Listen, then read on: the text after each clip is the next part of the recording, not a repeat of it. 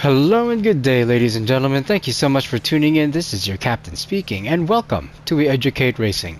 In this video, I'm going to give you guys some tips and tricks on how to tune an all-wheel drive car in Forza Horizon 5. First and foremost, guys, I just want to make sure that you guys have seen the front-wheel drive and the rear-wheel drive video, just so that for those who have seen it, we don't have to repeat ourselves, right? So we're not trying to waste anybody's time. So if you guys would be so kind to check in those videos first, and then come back here once you're ready, all right? All that being said, it's lights out and away we go. First and foremost, we need to go and pick up all the equipment we need to fully upgrade our car, and obviously I've already done so because it's already maxed out. So basically, how would I be able to get this to you guys? I guess basically just search Capped Awesome 517 to get the tune, and then yeah, but all of this is pretty much generic as long as you get the parts that you need to fully customize everything. I would recommend just sticking to sport brakes. You don't necessarily need race brakes to customize, to adjust all that, as long as you can find the sweet spot where you don't lock your brakes, and then if you do lock your brakes, you can always just rewind and so on and so forth. So yeah, you don't necessarily need race brakes. Stick to sports. And then, for this particular build, we're gonna use, it's gonna be for road racing, not an all off-road or rally or dirt, nothing like that. This is specifically just for road racing, okay? Usually, when it comes to track width, I usually like to get it so that it's flush, something like that. So let's do that. And then same thing for the rear. Just a little bit, nothing too extreme. We don't want to rub, but we also want to keep our track width as wide as possible without hitting the wheel wells. This is so that it lowers our center of gravity regardless how low we can get our car to go, right? The lower it is, the lower and wider it is, the better in terms of handling anyway. Rim size, obviously smaller is best. It makes the ride softer as opposed to bumpy, but for this occasion I chose the 20s because of looks. I mean, this thing just looks so good, like damn. All right. Rims, the rims are very particular as well. Needs to be specific because of how it correlates to your grade, your rating. So make sure you pick up your rim first and adjust all of that before you pick up everything else. Yeah, 6-speed transmission there. I believe I left the clutch stock because I don't mind the lag in terms of shifting. Because this is a road car, we're gonna use race diffs as opposed to off-road or rally. For those of you who don't know, rally is for a mix of road and dirt, versus obviously off-road is specifically just dirt. Then drift is just for drift. Yeah. It's just the way how the limited slip engages, right? And you just have better traction depending on what you're using the differentials for. Same thing goes with the tires. Yeah. Off-road is like specifically off-road stuff. You're not going on tarmac at all. And rally is a mix of both. And then yeah, drift and so on and so forth. I kept it stock because we're just at A grade. If I was to be in S1, then obviously we have to go up. But we're good with here with this. Okay, I think that's everything. I kept aero kits basically stock. I got the side skirts just because I like the way it looks. That's totally up to you.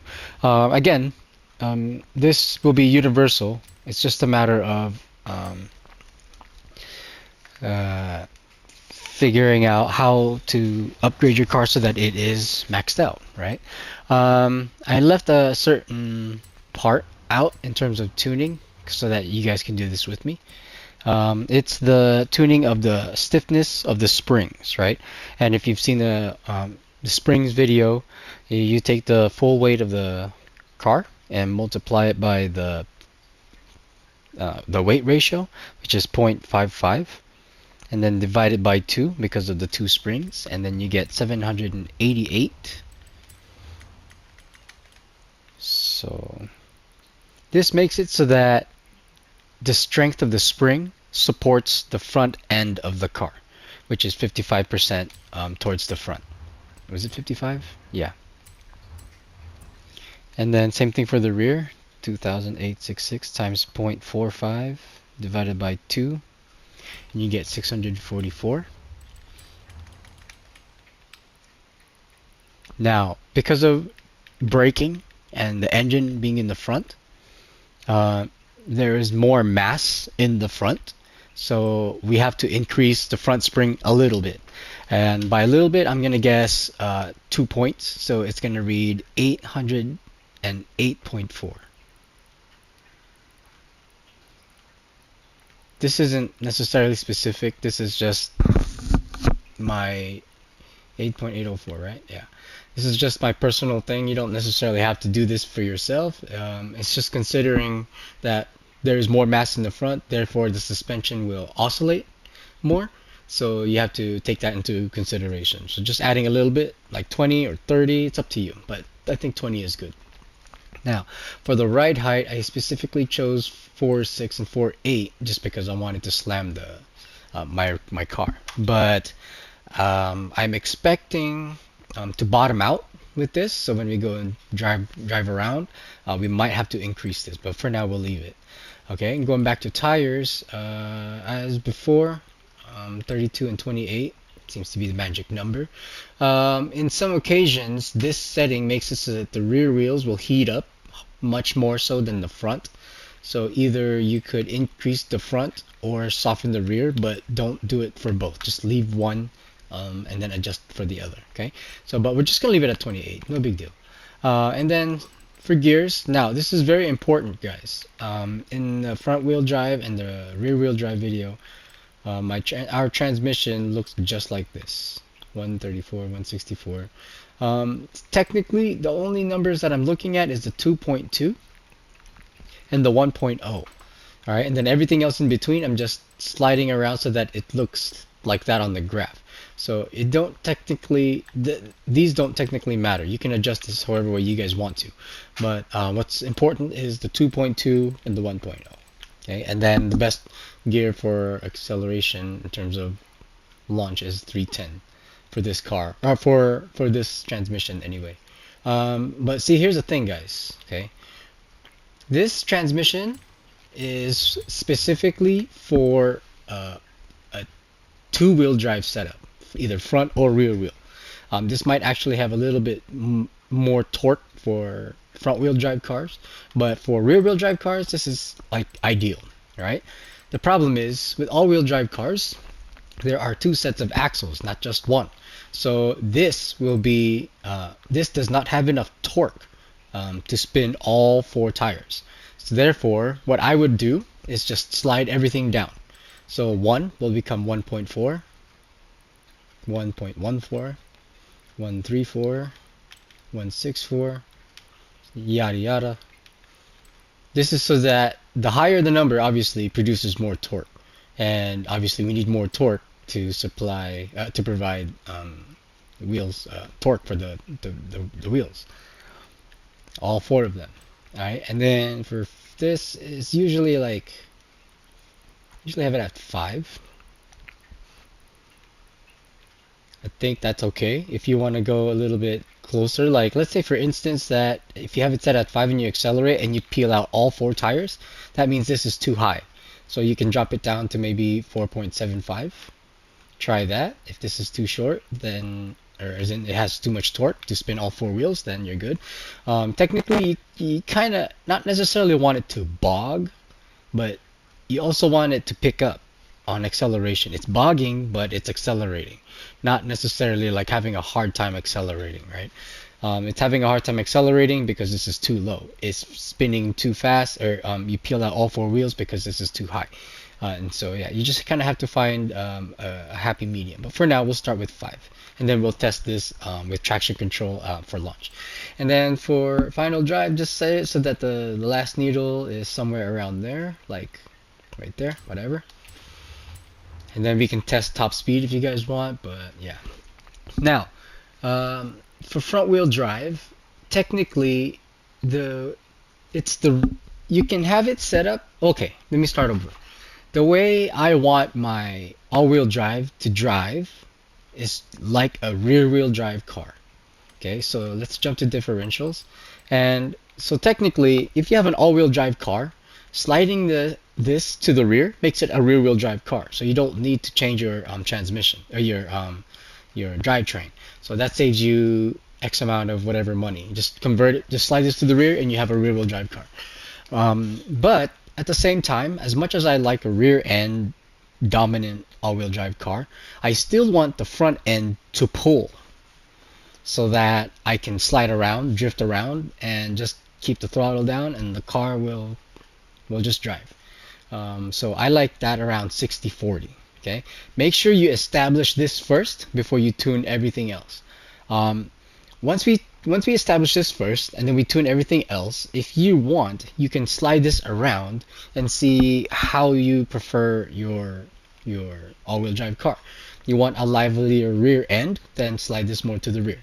If you want it more of like a front-wheel drive car where there's no sliding, or if you do slide, just step on the throttle, and um, yeah, the front will just pull the car, and you don't have to worry about any excess oversteer. So that's completely up to you. Now, if you notice that the more I set this value to the front, the value goes down. It didn't necessarily go above 50%. That means it's only referring to the rear value. Okay, so this is 30% to the rear, right? Which is obviously 70% to the front. But just keep that in mind. For this particular car, I'm gonna set it to 60%. Okay, so let's do that. Now back to our alignment. Now I'm going to set my front so that when I turn, it's not so sensitive. And then I'm going to set my rear so that when I turn, the rear end is going to want to slide out. And so I don't have a lot of lateral traction, right? The higher this is, the more lateral traction you get. I don't want a lot of lateral traction because I want to slide the car. So I'll set this down like so. And if I'm having too much slide, then obviously we're going to bring this up, both values. And then, as mentioned before, just 1 1. And then, okay, if you want a heavier steering feel, then increase this value. This also means it's trying to it feels heavier because the wheel wants to go straight. The further away you are from straight, the heavier the wheel will feel. The heavier the wheel feels, the more accurate your turn-in becomes. If it's too soft, then your accuracy kind of goes away. It's almost like you're relying on power steering, if you will. So increasing this reduces power steering.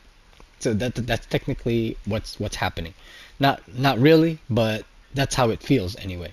So I'm gonna stick with 5.0 and then anti-roll bars. Now, because I want the rear to swing out, we're going to make the front stiffer compared to the rear, and I'm gonna drop it down to 10. Okay, because we're expecting the rear wheels to slide. Okay, if you don't want the rear wheels to slide, then you need to find another way to get the car to rotate. And by doing so, if you want the car to rotate by grip, not by rotating, not by sliding, then you have to flip your anti-roll bars. I would recommend 30 and 20 if you don't want the car to be sliding around. Okay, if you don't want the car to be sliding around, then you have to increase this at least. Yeah, that would be good. But again, I want my car to slide around. And then because it is going to slide around, I want the front to be more dominant. It makes it so that the car doesn't twist, in the sense so that it kind of understeers. Yeah, the rear is going to tilt while the front is trying to stay as stable as possible. This gives it a understeer setup because the rear end is going to slide out.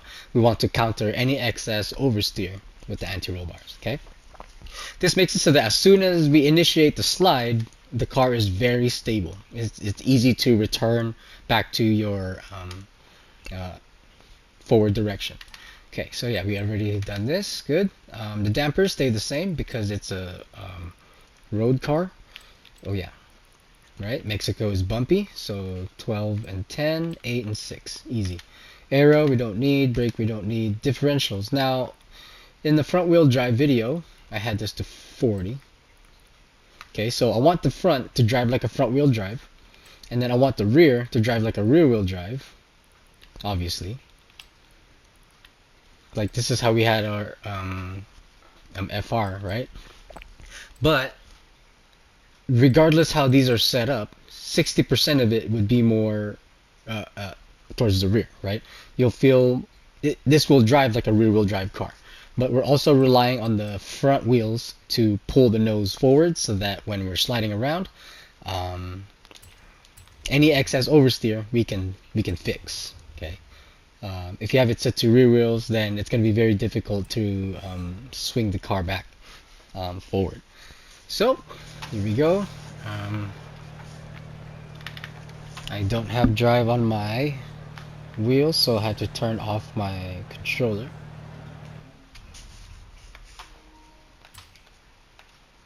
Okay.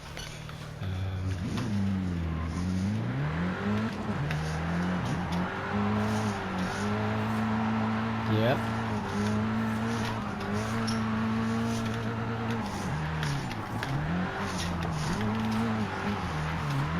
Any excess oversteer, gone. There's enough pickup on the transmission so that we're not.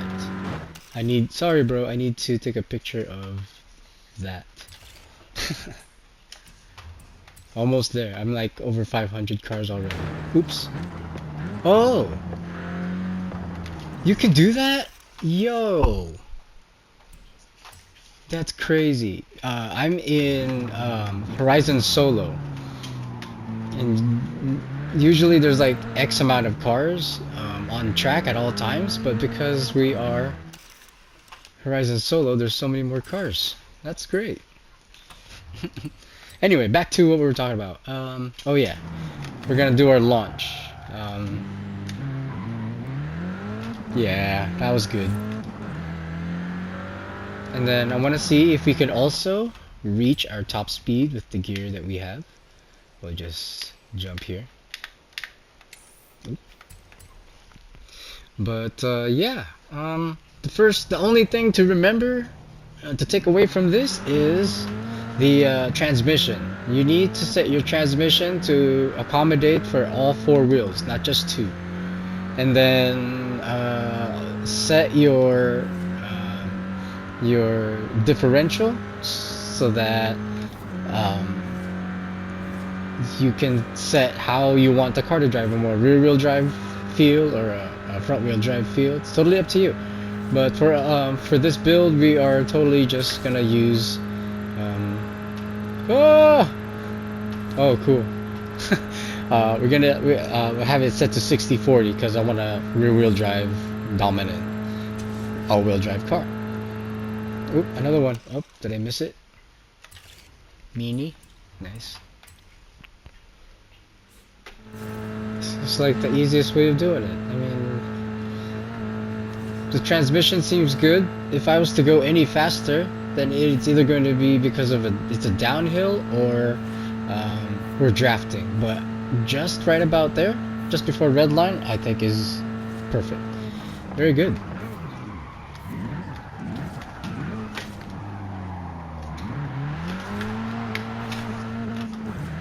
Yeah, buddy. Now, if you want it to be more aggressive in terms of like throttle response, simply drop your final drive. Make it so that it's more acceleration, but obviously you're not going to get top end, but you're going to get a more aggressive throttle response, which makes like drifting around much easier. You just simply drop the throttle and you're good to go. Whee! All day. Look at this. Look at this. then fix it back. Like full throttle and just leave it down. It's awesome.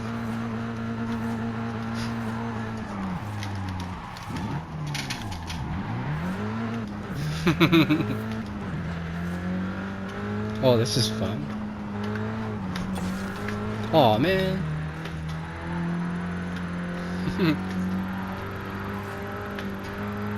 I think Forza Solo is much better than Oops, because there's more cars. That's awesome. Okay, that's pretty much it for this video. Turn around. I think what we can do next is all-wheel drive video for off-road, for rally. Okay. My transmission is to accommodate all four wheels. We're not talking about rally transmission yet. For rally, you need to bring these values up a little bit more because the way the tires impact the ground, it if it's not rolling, if it's bouncing up and down, it as soon as the tire hits the ground, it adds it there's like a brake effect, which drops the RPMs down, which is why you need to bring these up to accommodate for the bumps. So stay tuned for that video. I guess if you have not done so, subscribe so you guys don't miss out when that video comes out. There has been a request to do the drift video, so I really need to get to that. But hopefully this helped you guys out in terms of how to tune your all-wheel drive car. If your all-wheel drive car is too slidey, too rotatey, it rotates too easy, it's because you need more toe. Either more to the rear, right, or either to the front, but one or the other. If you do it for both, it's going to stiffen the entire ride and it's going to make it so that it doesn't turn. So whichever one works best for you, either the front or the rear, but never both. Let's see. The way the rear end was sliding was just enough for what I needed it to do. I think this is perfect. Again, if that's too much for you, like as in the rear swings out too fast and it's hard for you to control, then and you want to slow down the rotation, then just increase this value here, rear camber. The front, if you're turning and it's not turning fast enough, then you can increase this value or lower this value, whichever one works best for you. But I would recommend just leaving it because, I mean, in terms of an all-wheel drive car, because you're driving both front and rear. As soon as you initiate the turn, the stance of the car changes so that you don't need to counter steer, right? The car is going to do that all by itself. And it takes practice, especially if you're coming from a rear-wheel drive dominant car. Then transferring over to an all-wheel drive car is requires a different driving style, right? So yeah, just keep that in mind. And then this is perfect if you ask me. Maybe we have not like tested this car enough, so we might have to adjust the stiffness of it, but it felt good to me. The roll, like it didn't roll as much as it should, so then it's relying on the grip of the tires, which it doesn't have a lot of because it's still the stock tire, and so it makes sliding so much easier. It like as soon as you initiate a turn in, because of the stiffness of the front, the sensation is gonna feel almost immediate, right? So that's always good there. And then the rear is just gonna follow along, nice and smooth. And then this is good to go there. We did not bottom out, maybe because we were on a flat surface. If we go over bumps and stuff, this might change. And then yeah, same thing for you guys, right? Like if you've seen the Springs video, I always like to have the rear at least 2 points higher than the front, because when you accelerate, the rear squats and the nose goes up, so then it kind of balances out, right? So yeah, 4.6, 4.8. We want the car to be flat. Now I was tuning the Pontiac Trans Am because I saw that in a couple of days we're gonna use it for drift. So search Capped Awesome 517 if you want to tune for that. The car is not tuned for drift. It's tuned actually for factory, so it drives like how it should when you pick it up from the factory. But because it's a rear-wheel drive car and it's a V8, it's very torquey. I think it's a V8. It's very torquey, so it's gonna drift much easier. The differentials are gonna lock much easier. But it's tuned for understeer, so it's very easy to drive, and it doesn't have a lot of power, so you can floor it.